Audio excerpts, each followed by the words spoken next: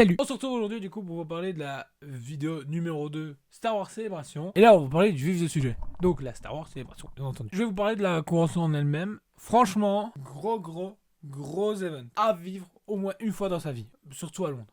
Parce que la prochaine, du coup, elle est au Japon. Et du coup, bah il faut débourser, le voyage, Japon, tout ça. Elle est prévue pour 2025. Donc du coup, oui, vous avez le temps d'économiser. Mais il faut vouloir aller au Japon pour ça. Ou vous prévoyez un voyage au Japon. Et dedans, vous allez à Star Wars Célébration. Mais revenons au mouton. Star Wars Célébration à Londres. Comme je l'ai dit, c'est un événement pour moi à vivre au moins une fois dans sa vie. Et personnellement, je l'ai vécu sur 2 jours, du coup avec des amis, toujours. Vous n'êtes pas obligé de venir hyper tôt, mais si vous voulez rentrer dans les premiers, il vaut mieux venir quand même assez tôt. Nous, on était arrivés, je pense, sur place, on était plus ou moins à 9h, 9h30. Il faut le temps qu'on aille rechercher nos tickets avec les QR codes, parce qu'une partie d'entre nous ne s'était pas fait livrer en Belgique, parce que si vous faites livrer vos tickets, vous payez la douane, et il y en a, ils ont payé une vingtaine d'euros, donc ça a fait vraiment mal au cul de payer 20 euros en plus pour avoir ces tickets à l'avance, on va dire ça comme ça, alors que vous arrivez sur place, il n'y a pas de fil à faire, en tout cas on n'a pas fait de fil, on est arrivé, on a montré le QR code, ils ont donné les badges pour les 2 jours, et ensuite on a pu rejoindre justement la file comme tout le monde. Comme vous pouvez voir, il y a déjà plein de monde qui sont justement en train d'attendre de pouvoir rentrer dans cette ouverture. Il y avait des gens qui avaient des passes VIP, et du coup vous rentriez de mémoire 30 minutes avant tout le monde, 30 minutes ou une heure avant tout le monde. Donc, alors, c'est là où c'est traite et qu'on a découvert ça une fois qu'on est rentré. L'avantage d'avoir ça, effectivement, bah, vous pouvez aller en avant-première sur les shops et choper ce que vous voulez, les exclus. Il y avait des exclus sur le Funko Shop, il y avait des exclus avec Hasbro, il y avait des exclus aussi également chez Star Wars Légion, puis à gauche, à droite, et aussi chez Mobifox. Mobifox, c'est des gens qui font des bracelets geeks pour tout ce qui est montre connectée. Je vais revenir sur eux parce qu'il y a un truc qui me casse les bonbons. Et du coup, bah, certains d'entre nous étaient là justement pour espérer justement de choper des trucs exclusifs. Et bah, au final, on a eu tous plus ou moins dans le pet parce que soit vous arrivez sur le stand et on vous dit, bah, les quantités ont été allouées pour la journée, mais vous venez d'ouvrir il y a 5 minutes, c'est pas possible. Ah oui, mais les gens qui ont passe VIP sont prioritaires, du coup, bah, vous êtes fait avoir. Pour ce qui est Hasbro, il y avait un Vador exclusif, un peu rougeâtre, comme ça, vous voyez la photo. Bah, lui, on vous donne un QR code pour vous donner rendez-vous le jour de la précommande pour être en early access, on va dire ça comme ça entre guillemets. Bah, ok, t'espères pouvoir l'acheter sur place et te dire, bah, j'ai un souvenir de là, bah, au final, non, allez vous faire voir, ok. Funko, la file est tellement longue, t'as pas envie de la faire. Bon, voilà, je pense que c'est tout. La file est tellement longue que t'as pas envie de la faire. Surtout qu'il y a une file, vous arrivez dans donc il y a une première file, vous faites la première file, une fois que vous avez fait la première file, vous arrivez dans une deuxième file où vous êtes obligé de passer par le truc photo entre 2 gros statues de Funko pour vous faire patienter, bien entendu. Puis ensuite seulement vous rentrez dans le Funko Store. Dedans vous avez des trucs. Et puis après, vous refaites encore une file pour passer à la caisse. Trop de files à mon goût. Hasbro, ce qui était intéressant, c'est qu'on a vu beaucoup de choses à l'avance, bien entendu. Les nouvelles Bad Patch, les nouvelles Indiana Jones, parce qu'il faut que forcément, ça fait partie de Lucasfilm, donc du coup, c'était présent. Puis ensuite, on a vu énormément de figurines qui allaient arriver prochainement. Donc, je trouve ça très intéressant, parce que du coup, oui, effectivement, ils montraient plein de choses, mais en même temps, rien à la vente sur place, donc du coup Hasbro n'est venu avec rien du tout, même pas les figurines sorties sur ce moment même, donc j'étais juste un peu triste. Ensuite vous aviez plein de stands de shop qui étaient présents et qui vendaient beaucoup de Hasbro au final et un peu de Funko Pop. Il y en a qui essaient de vendre des trucs manga aussi sur place, je trouvais ça assez marrant parce que du coup on est là, on se fait ok, il y a des trucs manga, on a Star Wars Célébration, pourquoi pas, ça fait le taf. Il y avait les gars aussi qui étaient présents, qui vendaient du coup un set du Retour du Jedi, qui était plus cher que si vous l'achetiez sur le Lego Shop même. Du coup, vous faisiez avoir. Donc, il y avait une artiste allée où il y avait 30, je crois 30 artistes. Franchement, vraiment sublime. Il y a eu beaucoup de choses qui étaient présentées, mais encore une fois, beaucoup de choses sold out. Ouais, parce que ça, franchement, il y en avait des trucs sold out. Parce que j'en pouvais plus. N'allez pas le dimanche, parce que le dimanche, c'est vraiment le pire jour. Par après, pour continuer un truc négatif, du coup, comme je vous disais, j'ai été chez Mobifox. Et du coup, j'allais pour une exclusivité. Du coup, c'était un bracelet de justement le commandant Rex. C'était leur premier bracelet en simili-cuir, ou en cuir, je ne sais plus. pas prêt à diquer, je suis là, du coup j'y vais comme un grand bonhomme, comme d'hab, avec mon anglais super génial qui disait I would like this, et il m'a juste fait ça, c'est fini depuis vendredi. On est dimanche. On est dimanche. Il te restait encore 2 jours. Ah mais c'est depuis vendredi, c'est seul, hein, c'est fini. Et il voulait me voir dans notre bracelet, je lui ai dit non, et je me suis barré, voilà, tout simplement. Certes, pour moi, les shops, c'était pas le truc le plus agréable, mais les choses par contre les plus importantes, c'est au niveau justement de l'ambiance sur place. L'ambiance sur place est vraiment phénoménale. Déjà, tous les cosplayers que vous pouvez trouver sur la convention est juste extraordinaire.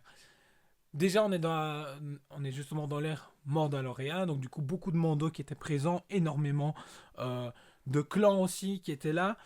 Ensuite, on a eu le droit à défiler à un moment de plusieurs mandaloriens. C'était impressionnant avec justement le tambour et c'était chouette. Franchement, tout le monde s'est écarté et on a regardé le défilé passer. C'était vraiment, vraiment bien. Puis ensuite, il y avait des décors aussi, il y avait des ATST et tout ça qui était en grandeur nature, en plus ou moins grandeur nature dans la convention. Donc c'est super bien parce que du coup on a encore plus dedans. Un coin justement où je sais plus du tout comment il s'appelle, mais c'est un coin où justement vous avez un siège où il y avait un présentateur et de temps en temps il y avait justement des acteurs et tout ça qui venaient sur le podium et ils venaient discuter. Et autour, nous les fans, on était autour. Et ils avaient recréé tout un décor autour pour rendre le truc très immersif. L'ambiance était très folle, les gens étaient à fond dedans, dès que quelque chose était annoncé ou quoi, tout le monde réagissait. Il n'y avait pas, je trouve, il n'y avait pas de surenjeu ou de trop waouh, machin. Non, on était vraiment à fond dedans et je trouvais ça très, très cool parce que du coup, on partage ça avec des fans français qui parlaient comme nous, parce qu'on est tombé dessus, ou des fans anglais, donc c'est vraiment chouette. Ensuite, lors de ces 2 jours, 2 choses qui me sont arrivées qui étaient vraiment extraordinaires. Je vais te remercier 2 amis du coup. Le premier, Julien. Grâce à lui, j'ai pu rencontrer du coup Hayden Christensen, Anakin lui-même. C'était impressionnant. C'est du coup, j'étais pas prêt. Je suis arrivé devant lui. Et j'ai fait Hello. Et lui il m'a fait Hello. Et puis il m'a dit que j'étais génial. Et moi j'ai fait You too. Et voilà, ça s'est arrêté là. Super gentil, super agréable.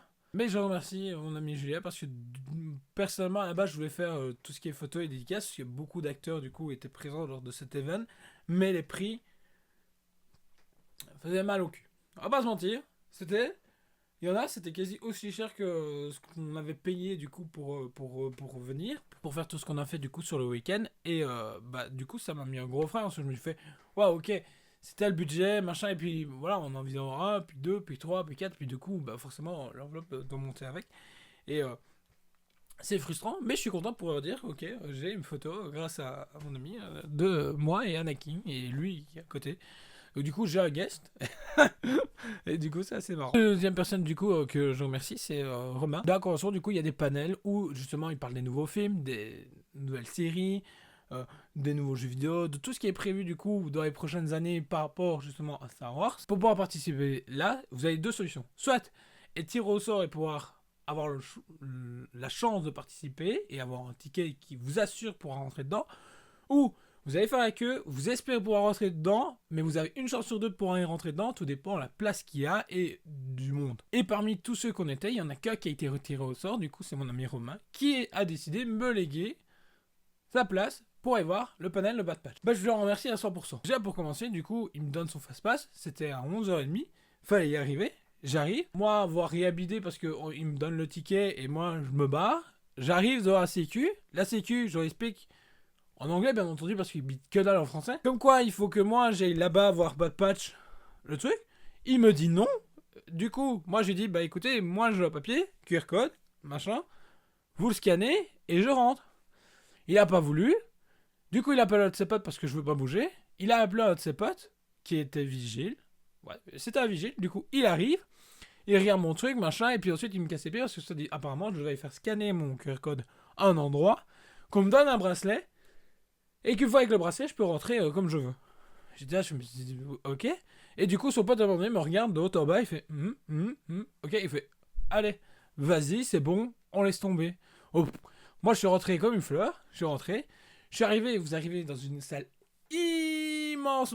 Pas immense non plus, mais une énorme salle qui justement est bondée de gens. Lumière rouge. Une DJ qui était présent aussi. J'ai pas trop bien compris. Moi, j'étais là. Et je m'assieds où Parce que, bon, un peu, moi j'étais complètement paumé, j'étais le seul de base pour rentrer dedans. Du coup, je fais, bah ok. J'arrive vers une flopée de chaise où il est marqué réservé. Et à base, mon cerveau, je sais pas pourquoi, il dit, bah je vais voir un là. Après, je me suis dit quand même, peut-être une mauvaise idée parce qu'à tout moment, je me fais interpeller par quelqu'un ou je me retrouve assis à côté de quelqu'un que je n'ai pas à qui je dois pas être assis. Donc, voilà, j'étais un peu plus loin. Je trouve des bancs et du coup, bah, des chaises et je m'assois. Et là, musique, machin, un mec qui monte avec un costume chelou, il commence à mettre l'ambiance. Voilà. Et du coup, on a justement la voix qui fait du coup la Bad Patch et les clowns qui arrivent. La voix du coup de Omega qui arrive aussi également. Plus Paul Pierre-Jacques qui a participé à l'animation. Et du coup, il débrief, il parle de la saison 2, de tout ce qui s'est passé, tout ça. Et puis, j'essaie de suivre tant bien que mal avec